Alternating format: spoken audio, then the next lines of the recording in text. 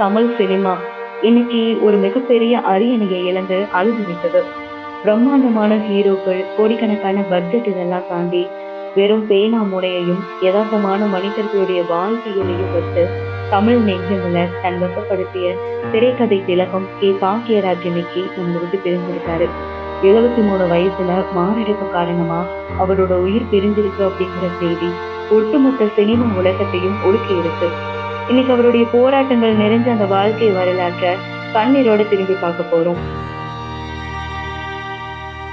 வெள்ளித்திரையில நம்ம ரசிச்ச அவருடைய சுட்டித்தனமான சிரிப்புக்கு பின்னாடி பல வருட கால அவமானங்களும் பசியும் வலுவும் ஒளிஞ்சிருக்கு. கோயம்புத்தூர்ல இருக்கிற ஒரு சின்ன கிராமத்துல இருந்து சினிமா கனவுகளோட சென்னைக்கு வந்த புதுசுல தங்குறதுக்கு இடம் இல்லாம, சாப்பாட்டுக்கு வழி இல்லாம பல ராத்திரிகள் வெறும் தண்ணீர் மட்டும் குடிச்சிட்டு பிளாட்பாரத்துல படுத்து தூங்கின நாட்கள் தான் அதிகம். வாய்ப்பு தேடி ஒவ்வொரு கம்பெனி படியை ஏறி இறங்கும் போதும் உன் மூஞ்சிக்கெல்லாம் இங்க என்ன வேலை அப்படின்னு சொல்லி பல பேர் முகத்துக்கு நேரா கதவை காட்டியிருக்காங்க. அந்த வறுமையும் பசியும் தந்த வழிதான் பிற்காலத்துல அவரோட பேனாவுல இருந்து யதார்த்தமான காவியங்களா வெளியே வந்துச்சு. இப்ப அந்த பொண்ணு சொல்லியாச்சு, அண்ணன் பிஏ படிச்ச என்ன இவனு கட்டி கொடுக்கணும் எப்படி மனசு வந்ததுன்னு. இதுக்கு நான் பதில் சொல்றேன் பாரு.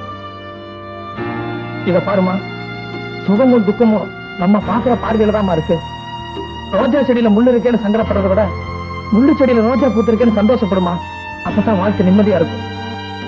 இயக்குனர் இமயம் பாரதி ராஜா அவங்களுடைய பாசறையில இருந்து வந்த பாக்கியராஜ் புகழில்லாத சித்திரங்கள் படம் மூலமா இயக்குனரா அறிமுகமாகிறாரு. சினிமா உலகத்துல இவரை கிங் ஆஃப் ஸ்கிரீன் பிளே அப்படின்னு சும்மா சொல்லல.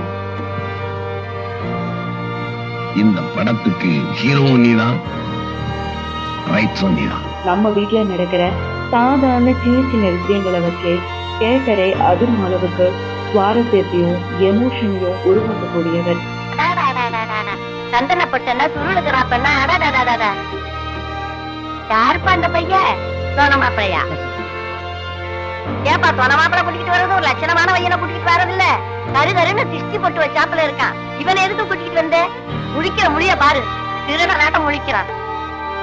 அந்த 7 நாட்கள் படத்துல பாலக்காட்டு மாதவனா அவர் நடிச்சப்போ தமிழ்நாடே அந்த எளிய மனிதனுடைய நடிப்பை பார்த்து கலங்கி நின்றுச்சு.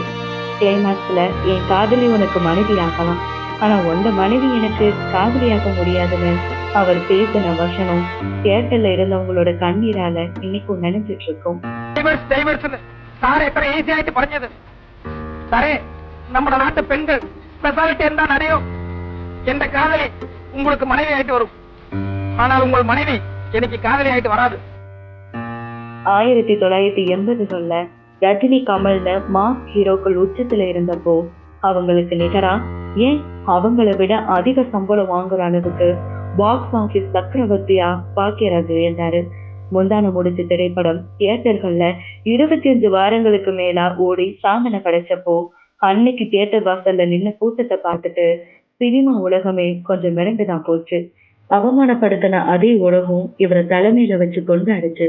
டைரக்ஷன், ஆக்டிங், ரைட்டிங், மியூசிக், பத்திரிகை உலகம்னு எல்லாத்துலயும் முத்திர பதிச்ச ஒரே மகா கலைஞர் இவர் மட்டும்தான். கோயம்புத்தூர் வீதிகள்ல பசியோட அலைஞ்ச ஒரே சாதாரண மனிதன் இன்னைக்கு ஒட்டுமொத்த தமிழ் சினிமாவுடைய திரைக்கதை மேதையாகும்.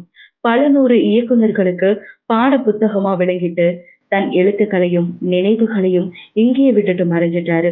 இன்னைக்கு அவர் நம்மளை விட்டு பிரிஞ்சிருந்தாலும் தமிழ் சினிமா இருக்கிற வரைக்கும் பாக்கியராஜ் அப்படிங்கிற பேரு அசைக்க முடியாத ஒரு சகாப்தமா நிலைச்சு இருக்கும் அப்படிங்கிறது உன்னதமான உண்மை.